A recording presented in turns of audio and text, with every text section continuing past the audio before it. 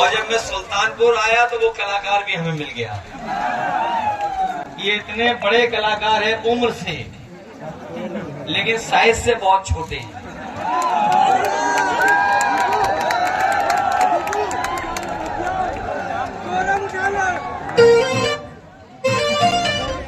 और इनकी अगर कलाकारी आप देख लोगे तो ताज्जुब कर जाओगे।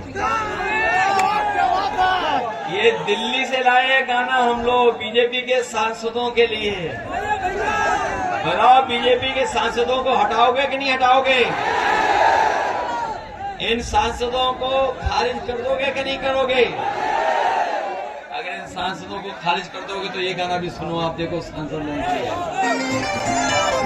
हाजिर हो सांसद जी, हाजिर हो सांसद जी, हाजिर हो। पिछले 5 साल का दे हिसाब, क्या दिया क्षेत्र को दे जवाब। बहुत हुए प्रचार के किस्से, क्या सच में आया जनता के हिस्से। सांसद जी आकर बदलाओ, नहीं तो वापस फिरना आओ, नहीं तो वापस फिरना आओ, नहीं तो वापस फिरना आओ। हाजिर हो सांसद जी, हाजिर हो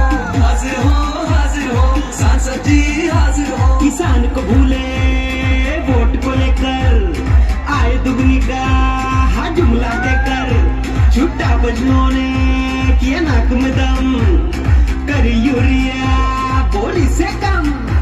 मजदूर की तुमने मजदूरी मारी, डरी सहनी सी हर लड़की नारी।